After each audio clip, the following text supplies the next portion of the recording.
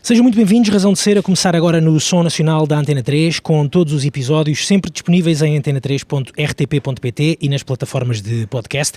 Esta semana saímos do estúdio, viemos até Cascais encontrar e apanhar na pausa do trabalho em Portugal um dos mais reconhecidos nomes do humor brasileiro. Ele estudou para ser, digamos, gestor, mas o amor pela escrita, pelo teatro, pela interpretação e pela comédia falaram mais alto quando atingiu a idade adulta. Começou por escrever peças de teatro e fazer stand-up comedy. Depois, em 2012, foi um dos fundadores do já mítico coletivo Porta dos Fundos e nos últimos 12 anos nunca mais parou. Fábio Porchat tem 41 anos, voltou a Portugal para apresentar o seu espetáculo Histórias do Porchat, mas também para gravar a segunda temporada da série da RTP, Só Como e Bebo, por acaso trabalho, e ainda um novo programa, Guia Porchat. Fábio, muito bem-vindo. Como vai? Tudo bem? Obrigado. Tu aterraste em Portugal há já um par de semanas e, pelo que eu sei, tu não tens parado sempre de um lado para o outro. Exatamente. Eu vou completar 2 meses de Portugal. Sim. E cheguei no domingo já posando em Lisboa e já indo para Algarve, porque no dia seguinte já começava a gravar o Guia Porchat, que é um programa novo, que sou eu, olha que coisa maravilhosa, sou eu rodando por Portugal, visitando restaurantes estrela Michelin para comer e ver se é gostoso mesmo. Você tá entendendo? É muito bom, é muito bem pensado, é muito bem pensado, não é? E o nome é tirado. Eu devo a vida a Ivan Dias, esse realizador maravilhoso que pensa essas ideias que eu saio comendo por Portugal. Mas a verdade é que foi uma delícia, foram 6 semanas, 8 episódios que vão ao ar pro ano, onde eu não só vou nos restaurantes Michelin, que são realmente deliciosos, mas também vou nas tascas, vou naqueles lugarzinhos. Eu pergunto pro chefe, onde é que você come? Onde é que você vai? Onde é que você aprendeu essa comida? Então eu acabo indo também em restaurantes regionais, lugarejos, em recantos assim, que são restaurantes muito gostosos também, né? Exatamente. Tu vieste a Portugal em jeito profissional, por assim dizer, mais ou menos em 2013. Eu imagino que na altura, com os olhos fresquíssimos, à procura de muita novidade, tenhas sido surpreendido com muita coisa. Hoje em dia ainda és surpreendido, e depois de tantos regressos a Portugal, ainda te surpreende quando chegas aqui a este nosso país? Me surpreendo porque sempre conheço um lugar novo. E me dei conta, olha que coisa, já vim a Portugal tantas vezes, fui no Viagem a Portugal, né, o que eu refiz os Passos Saramago, foram mais de 135 sítios. E eu tinha me dado conta que eu não tinha ido ao Douro ainda. Olha que loucura. Foi a primeira vez que foste este ano? Foi a primeira vez. Eu olhei aquilo, achei aquilo tão lindo, eu fiquei tão arrebatado com aquilo. Eu falei, mas não é possível, eu nunca vi isso aqui. E eu falei, lógico, porque na minha cabeça eu já tinha visto. Não sei porque eu já tinha ido ali para aquela região, já tinha passado, mas nunca tinha ido mesmo, ficado no hotel de frente, aquele Douro serpenteando, aquelas montanhas com as vinhas. Aquele vento, aquele pôr do sol, aquilo ali me tomou de um jeito que eu falei, esses são os lugares mais lindos que eu já vi na minha vida. Eu nunca tinha visto, você vê que coisa... É impressionante, de facto, não é? É muito impressionante diz que Portugal é um país pequenino e, obviamente, que em comparação com o Brasil, com o teu Brasil, é uma ervilhazinha pequenina, muito pequenina. Mas há tanto dentro de Portugal, tanto culturalmente falando, gastronomicamente, evidentemente falando, as paisagens, e lugares que a gente não ouve tanto, que o Douro, por acaso, a gente até ouve bastante. Eu ouço falar bastante, mas, por exemplo, o Bussaco é um lugar que eu descobri. Que lugar é esse? Que é essa mata do Bussaco? Já estive num casamento no Bussaco. É mesmo? É verdade. Foi aquilo ali, aquele palácio, aquele lugar, eu falei, nossa, que lugar mágico, gostoso, bucólico, agradável. E ao mesmo tempo, as aldeias, né? As aldeias me pegam demais. Eu ainda vou ter uma casa numa aldeia. Me aguardem. É verdade. Estas vindas constantes a Portugal, o que é que te impressiona mais hoje em dia? São as pessoas que tu vais conhecendo, porque tu tens tido muito essa felicidade de fazer trabalhos que são ligados às pessoas, à cultura portuguesa. O que é que desta vez, por exemplo, nesta passagem, o que é que te apanhou de surpresa, Fábio? Olha, as pessoas realmente são um acontecimento aqui em Portugal, porque elas são muito simpáticas. É curioso, porque, claro, no Brasil as pessoas são muito alegres e muito abertas e comemoram e tal, mas eu acho o povo português muito carinhoso, muito cuidadoso. Tem uma coisa de vem aqui, sente aqui, entre, coma, não vai comer mais, não é possível comer só isso, não pode ser. Tem esse olhar carinhoso que eu acho brilhante, assim, que me aquece quando eu venho aqui. Então isso é uma coisa que sempre eu volto e vou descobrindo mais gente, assim, vou entrando em lugares, e não só porque me reconhece, que às vezes pode ser isso também, né? Te reconhece e fala, vão tratar bem porque eu te conheço. Não, pessoas que não fazem a menor ideia que eu seja, vão lá e me chamam, me puxam e vai levar. E tem uma coisa que eu gosto muito, assim, que, por exemplo, eu tava na Madeira, e aí eu fui num restaurante, comer uma espetada lá maravilhosa, e aí eu provei no final, tem um bagaço, tinha lá meio, não era bagaço, mas era uma espécie de bagaço meio adocicado. Falei, isso é uma delícia, coisa maravilhosa, tem uma garrafa dessa? Ele falou, não, nós não vendemos. É só aqui para da consumo casa. interno. Eu falei, mas eu queria uma garrafa, não podemos Tem que voltar vender. cá. E aí eu falei, mas por favor, vá ao Brasil. Aí daqui a pouco quando eu tô saindo, vem o rapaz com uma garrafa PET, com a bebida dentro, e me dá meio escondido e fala, não fale pra ninguém. E como se eu estivesse traficando drogas, como se tivesse. E já tinha me acontecido antes no Bacalhau, no Vitor, lá onde eu comi o melhor bacalhau da minha vida, em Póvoa The Lanhoso, que não é do Lanhoso, é The Lanhoso. Não é de DE, é Lanhoso. The Lanhoso, mas muita gente fala Póvoa do Lanhoso. Não é do Lanhoso, é The Lanhoso. E aí lá eu tomei um vinho de mesa, um vinho não é nada demais, era um vinho gostoso, se bobear até um vinho verde, mas... Aí eu falei, que gostoso, eu queria o vinho da casa, eu queria levar uma garrafa. Não podemos. Mas, por favor, não podemos. Esse é um vinho da casa, não podemos. E aí trafiquei também. Veio uma garçonete ali, escondida no fim, me deu 3 garrafas, falou, vai. Juro, Nossa, não é... Fábio, isto noutros tempos poderia ser perigoso. Então eu gosto disso, dessa coisa meio que o português tem, que ele fica feliz. O português é uma grande mãe. Mãe gosta quando você gosta da coisa dela, sabe? Quando você fala assim, nossa, que gostosa essa comida, ela te dá mais. Fala, nossa, como tá esse casaco, é bonito. Não, eu fiz um pra você. O português tem um pouco isso, assim, ele gosta que você goste dele. E a forma de se conhecer melhor um povo é começar pela comida e pela bebida, porque depois eu tenho a sensação que isso nos leva a muitos outros sítios. Eu sei que tu és um amante de fado, verdade. Não sei se te tornaste, se já eras, imagino que te tenhas tornado nestas passagens por Portugal, mas até o próprio fado, ir a uma casa de fados, vais-te sentar a uma mesa, não é? É verdade. Por isso pergunto, a comida e a bebida é um bom ponto de partida para se ficar a conhecer uma cultura e envolver-te com uma cultura, Fábio? Totalmente, principalmente porque a cultura portuguesa rodeia os assuntos, as pessoas e a genética do povo português. Tanto que você está à mesa, é aquele lugar onde você está almoçando, já combinando o jantar. E já falando de onde será o almoço amanhã.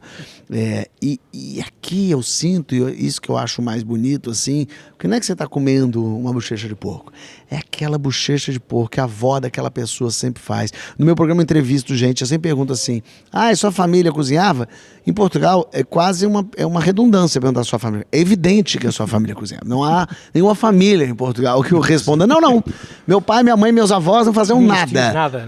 Não houve nunca. É sempre que eu falo assim, a sua família cozinhava. Então eu mudei a pergunta. Agora eu pergunto, quem da sua família que cozinhava? Quando a resposta é todos. Não, minha avó cozinhava muito, minha mãe, meu pai também, porque tem isso, assim, a comida tá ligada ao afeto, tá ligado eu digo ainda especialmente aqui em Portugal, tá ligado a sentar à mesa, conversar, se olhar. Eu coloquei amor naquela comida, carinho naquela comida. Se você for pensar, sei lá, 2 gerações, acho que provavelmente seu avô nunca deve ter dito pro seu pai, eu te amo, né? Mas eu acho que ele dizia em forma de comida, em forma de bagaço, em forma de... trazer mais. Isso, de trazer mais, de pegar aquele peixe que ele pescou. Verdade, eu sinto que tá ali. No fim das contas, todo o carinho, o amor que talvez ele não conseguisse expressar de algum jeito, era através da comida, da bebida, do sente à mesa, tome um vinho, decar um vinho. E tem uma sensação que me dá... claro que eu tô aqui quase sendo lúdico, nada disso. Mas que a mesa, todo mundo é meio igual. Sabe, quando você tá à mesa, tome um vinho cá, e aí o homem e mulher, todo mundo tem o mesmo... Quando tá todo mundo comendo aquela mesma comida, todo mundo fica em pé de igualdade, o vô, o pai, a mãe, o filho, tem um olhar assim de que ali é um momento em que... Às vezes só a mãe é que fica de pé porque é a última a sentar, porque anda sempre para trás e para a frente. Fábio, tu és um tipo muito inteligente porque... Muito obrigado. Sei que adoras viajar. Além de vir a Portugal, gostas de viajar muito por todo o mundo, faz parte dos hábitos que tu não dispensas, então vamos lá a isto, toca de arranjar trabalhos que te obrigam a viajar. Isso é uma grande estratégia, não é? Você vê, não é bom isso? É somente pensante. Exatamente. Tu depois da viagem a Portugal, só como e bebo, por acaso também trabalho, agora um programa sobre comer e beber. Este guia Porchat, tu já estiveste a falar, tu já tens data para a estreia deste programa aqui em Portugal? É para o ano, na RTP, imagino eu que seja segundo semestre, mas não sei te dizer exatamente, está na mão deles. Eu, por mim, o quanto antes, né? Assim, estrear melhor. Mas como são 2, então eu não sei exatamente qual a ordem que eles vão colocar. Se vão estrear a primeira, a segunda temporada só como bebo, se vão botar outro. Mas eu sei que todos são para o ano que vem. Exatamente. O Ivan Dias, o realizador destes teus trabalhos, segredou-me aqui ao ouvido que tu vieste hoje gravar aqui a Cascais um episódio sobre felicidade. É verdade. Exatamente. Nós vamos deixar... ele permitiu-me mostrar isto que vamos ouvir agora a seguir, que é um certezinho desse programa que vão ouvir lá mais para a frente. Oba! Na RTP. Estamos na Lota da Esquina, onde foi gravado um programa de Fábio Porchat sobre felicidade. Felicidade, sinónimo para Fábio Porchat de viajar. Os teus trabalhos por cá, por Portugal, também têm sido sempre muito assim. Seja com estes, digamos, documentários à volta da comida, do modo de vida português, mas até filmes. Tu vieste rodar filmes aqui em Portugal. Já fiz. O Meu Passado Me Condena 2. Rodei aqui em Portugal, fui a Belmonte fazer filmagens e foi ótimo também. Trabalhar aqui em Portugal é muito agradável, é muito gostoso também, porque a gente tem um catering maravilhoso com português. Sempre comida, né? Porque pode se beber durante o almoço também, que é uma delícia. Mas eu sinto também, por ser um país mais pequeno assim, as equipes são meio... A gente conhece as equipes de cinema, a gente sabe quem são. Não tem tantas assim, são aquelas equipes que você já conhece, se aproxima, fica mais próximo mesmo. As pessoas tomam muito...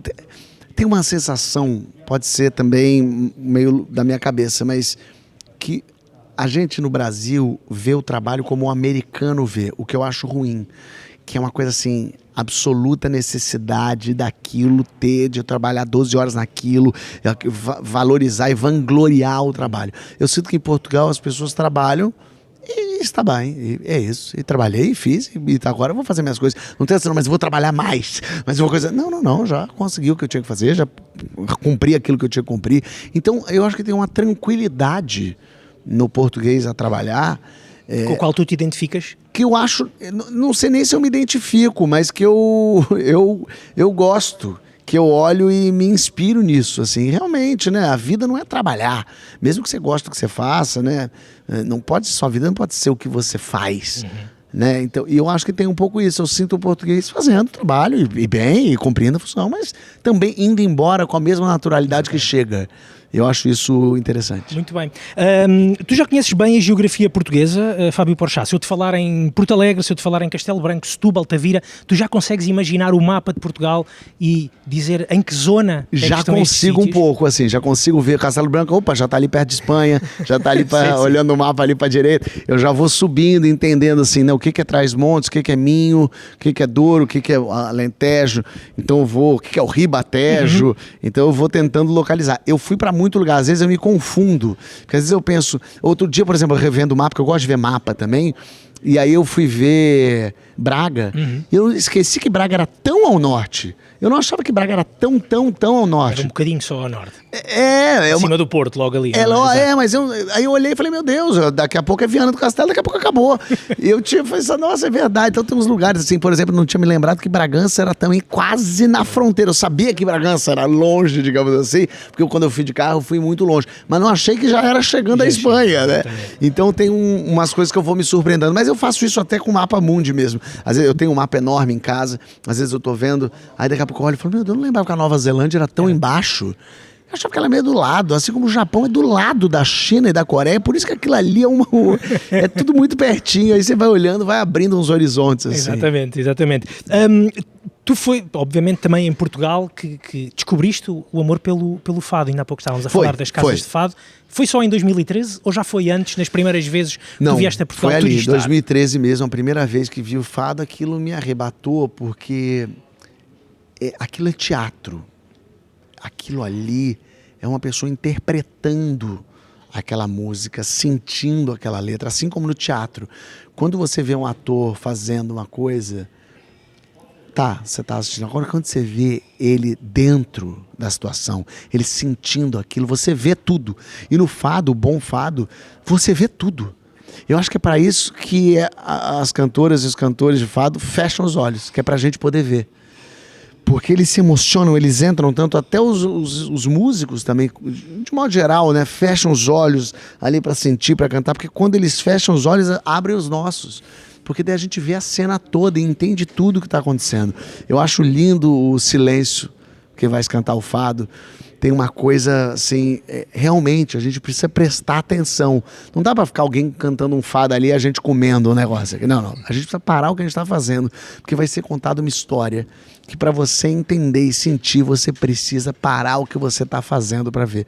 Eu acho isso o máximo. Tu já tens algum artista, algum fadista preferido em Portugal? Olha, a última que vi foi a Terezinha cantando, que eu achei... Terezinha Landeiro?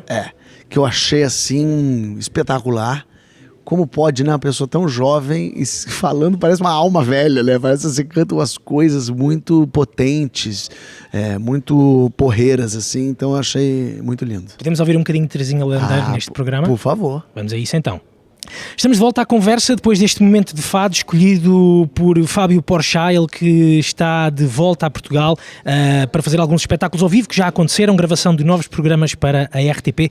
É ele o nosso convidado de hoje da Razão de Ser. Fábio, olhando para as tuas biografias, para as notícias que nos chegam, para os e-mails que vamos recebendo a falar do teu trabalho, a mim parece-me que estás sempre carregado de trabalho.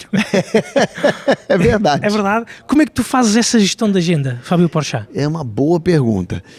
Eu mesmo não sei se sei. Assim, eu acho que sou uma pessoa muito organizada, tenho na minha cabeça assim, umas gavetas que vou abrindo e fechando para, no momento que gravo, abro uma gaveta, fecho para dar entrevista, fecho para ir falar, não sei onde. Então eu vou funcionando assim. É evidente que eu tenho um escritório por trás, uma equipe, uma empresa, a Inverno, que todo mundo ali, são 6, 7 pessoas que organizam a minha vida, justamente para eu não ter que pensar em detalhes e pensar só em criar. Mas tu, esse trabalho de criação, tu restringes-lo de alguma forma, ou seja, tu pensas em stand-up e ao estares a pensar em stand-up não estás a pensar em filmes, não estás a pensar em argumentos, portanto estas coisas não se entre aspas, é a gaveta contaminam. Que eu abro. Eu vou agora escrever um stand-up, eu abro a gaveta do stand-up, sento em frente ao computador, vou escrever stand-up. Fecho a gaveta e falo, agora eu preciso escrever um sketch do Porta dos Fundos. Eu abro outra gaveta e escrevo o sketch do Porta dos Fundos. Então tem uma coisa meio assim... O stand-up não contamina, por exemplo, um texto de humor de Porta dos Fundos? Não, porque é um formato tão outro. Claro que o humor meu vai estar presente em tudo, assim, o meu estilo vai estar presente em tudo. Mas, de um modo geral, eu sei que não funciona no sketch um stand-up. A volta e meia no Porta a gente fazia meio isso, a gente escrevia um texto, a gente falava, tá meio stand-up isso, né? Não é o sketch. E a gente reescrevia justamente por isso. Então, eu fico muito de olho nisso. Existem, né, as regras, as métricas. Você vai escrever um filme, precisa ter as primeiras 10 páginas tem que ser de um jeito, a primeira metade, as primeiras 30 tem que ter uma virada ali, então as coisas têm que acontecer. Você não pode, no sketch do Porta, eu posso falar coisas que você tá vendo. Eu posso falar, vou pegar esse microfone aqui e falar com você. No cinema eu não preciso fazer isso. As pessoas já estão vendo que eu tô de microfone. Então no cinema, se calhar não precisa nem falar tanto. Pode ter mais as imagens. Então, eu acho que isso vai abrindo um pouco o meu horizonte. E como é que tu hoje em dia te defines enquanto criador, Fábio Porchat? Por exemplo, és mais ator, és mais argumentista, és mais humorista, autor? Eu acho que eu sou um criador. Eu crio coisas, escrevendo, fazendo, apresentando, e eu geralmente estou envolvido em todos os processos dessa criação. Então, que história é essa, Porchat? Eu criei aquela ideia, aí eu sentei com gente para formatar, aí eu apresento aquilo ali, aí eu configuro aquele espaço, aí eu participo da edição também do programa. Então eu estou em todas as etapas para aquilo ficar do meu jeito. É quase uma marca destes tempos que vamos vivendo, não é? Hoje em dia avançou-se para isso. Um ator já não é só um ator. Exato. Hoje em dia, um criador, essa palavra do criador estava muito entregue a Deus Nosso Senhor, mas hoje em dia desceu à terra. Eu acho que tem que ser, porque no fim das contas, se eu ficar. Eu lembro disso, desse momento que eu me dei conta que se eu não escrevesse pra mim, ninguém ia escrever. Se eu não me chamasse pra fazer as coisas, ninguém ia me chamar. Até hoje, assim, não é. Os projetos que eu tô, a maioria deles eu que fiz. Mas há 30 anos não seria assim, pois não, Fábio? Há 30 anos, por exemplo, não poderia haver uma Porta dos Fundos. Não poderia. Bendita internet. É isso, a internet veio também pro bem, né? A verdade é que a gente é que foi transformando ela em uma coisa ruim. Mas o que é ótimo, hoje todo mundo poder criar conteúdo. Agora, a gente tem que fugir das armadilhas. Por quê? Quando eu faço um grupo com Porta dos Fundos, a gente escreve junto, cada um escreve uma coisa, a gente atua junto, interpreta, edita, dá pitaco, mexe. Não, isso aqui não tá bom, isso tá ruim. A rede social e as novas mídias vão começando a tornar a gente mais sozinho. Porque eu escrevo sozinho, eu edito sozinho, eu me filmo sozinho, eu atuo sozinho e só eu tenho uma opinião sobre aquilo que eu estou fazendo.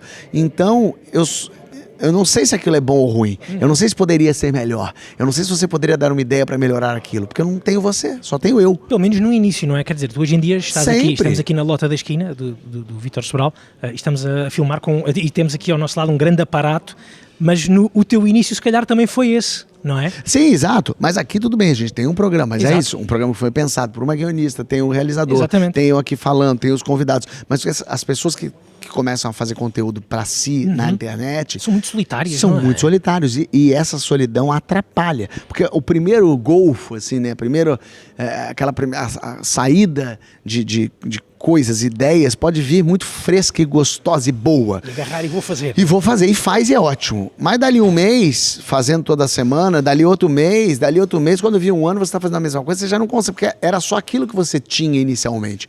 Quando você tem gente, quando você tem um grupo, você consegue junto fazer uma outra coisa. Eu dou uma ideia, você dá outra, a gente faz uma terceira e lança. Quando sou eu sozinho falando, eu sou autossuficiente, eu faço eu, você começa a cair numa armadilha de ficar sozinho nisso. E aí quando te chamam pra fazer uma outra coisa, porque olha, ele tem muitos seguidores, vamos chamar ele. Você não sabe fazer, porque você não tem experiência nenhuma em fazer aquilo. Porque você só fazia sozinho em casa suas coisas. Exatamente. Esse também será certamente um dos motivos pelo qual a Porta dos Fundos se tornou revolucionou, digamos assim, a tua vida profissional. Sentes que também a Porta dos Fundos veio, eu não digo revolucionar porque não te quero pôr a dizer isso, mas dar um empurrão grande naquilo que é a comédia brasileira hoje em dia? Eu acho que sim, eu acho que foi um marco ali, principalmente pela nova geração que veio. Né, assim, uma geração que eu acho muito potente, né? O Gregório, uma geração que escreve, uma geração que cria. Aí você tem ali o Lobianco, aí você tem o Rafa Infante, gente poderosa ali fazendo a Júlia Rabelo. É uma junção de poderes, de superpoderes, com um formato diferente, podendo falar, usando a força da internet, que é poder falar o que eu quiser, do jeito que eu quiser, eu não preciso mais obedecer a uma emissora. Então foi uma junção de fatos com pessoas que eu considero muito boas, que acabou culminando nisso. Claro, poderia também não, mas eu acho que o talento dessas pessoas com a vontade de fazer acontecer, foi uma geração brasileira muito boa. Veio por outro lado também o improviso, com os Barbichas, por exemplo, veio por outro lado também o stand-up surgindo no Brasil ali, forte, aí vem também a Comédia MTV, então você tem uma geração que veio quase a reboque, não é? Exato. Tal como em Portugal aconteceu com os Gato Fedorento, na altura, exatamente. Eu recordo-me de há uns tempos ver um espetáculo em Portugal de um stand-up comedian, que é o Rodrigo Marques, e fiquei a pensar nisso, quer dizer, há pessoas a fazer stand-up no Brasil maravilhosas, a tua namorada, a Priscila, o Afonso Padilha, o Fábio Rabin, por exemplo, mas o Rodrigo Marques, eu recordo-me de ver que tínhamos um autor de stand-up que estava a receber prémios de escrita e fiquei maravilhado com isso, porque pensas que o stand-up é subir para um palco e falar. E não é só isso. Não, é uma há coisa... um texto escrito ali, pensado, né? Todo mundo acha que o stand-up é improvisado e que o improviso é roteirizado, né? Isso é a grande confusão que o público faz. Exatamente. Olha, Fábio, eu sei que tu não gostas muito de... não gostas muito, tu não ouves muita música. Não ouço, não sou muito de ouvir música mesmo. Mas a música brasileira é vista como um género de uma escrita muito livre, muito solta. Pelo menos é assim descrita muitas vezes em Portugal de uma forma genérica. Tu sentes que o humor, os humoristas brasileiros também têm, digamos assim, afinam pelo mesmo diapasão, também têm esse estilo livre, solto, de gingado, por assim dizer, o dono da palavra? Eu acho que o humor brasileiro é meio desavergonhado. Sim. A gente fala sobre tudo, sobre todos, a gente não se importa muito de fazer piada de pum, fazer piada de marido e mulher, poder fazer piada política, sacanear todo mundo. O brasileiro sempre gostou muito de sacanear os outros. Ele tá começando agora a aprender a se sacanear, né? A gente sempre ria do português, do argentino, da loura. Agora a gente começou a rir da gente. Exatamente. E até tá entrando meio em conflito, porque a gente não gosta muito de rir da gente, de se ridicularizar. Quando na verdade o ideal é isso, é a gente se ridicularizar, pra gente se soltar, pra gente se abrir e poder justamente, quando a gente ri da gente, significa que a gente já superou qualquer questão que a gente tenha, né? Exatamente. Fábio, eu sei que tu és um grande fã de, voltando à música, não ouves muita música, mas a música que tu gostas também gostas que te faça rir. Gostava de puxar aqui para a nossa emissão uma recordação que tu tenhas de música que te faz rir, alguma série, alguma coisa que Eu gosto muito do Sidney Magal. Sidney Magal? Ah, ele é divertidíssimo. Cigana Sandra Rosa Madalena é um marco. Ou você bota um Vando tocando meu iaiá, meu ioiô, pode escolher. Há pouco tinhas-me falado num outro tema, tinhas-me falado em South Park. Ah, é verdade. Exatamente. Você queria essa? Queria essa. Ah, vai. Achei que você queria uma música brasileira. Mas brasileira, pronto, já ficamos com essa referência. Já tem essa referência. Brasileira tenho para fechar a nossa conversa, mas já lá vamos. Ah, então está bem. Não, é porque ao mesmo tempo que não ouço muito a música, musical é o meu estilo preferido de filme, de teatro. Exatamente. Eu amo ver peça musical, boa peça musical. Eu fui assistir uma dos criadores do South Park, o The Book of Mormon, que para mim é talvez das 3 coisas mais perfeitas que eu já vi feitas na minha frente. Aquilo ali é hilário, aquilo é demais. E o South Park já é uma coisa que eu cresci assistindo. Minha adolescência foi vendo South Park e achando... Sempre que falam pra mim assim, o Porta dos Fundos passou dos limites, eu falo, você já assistiu South Park?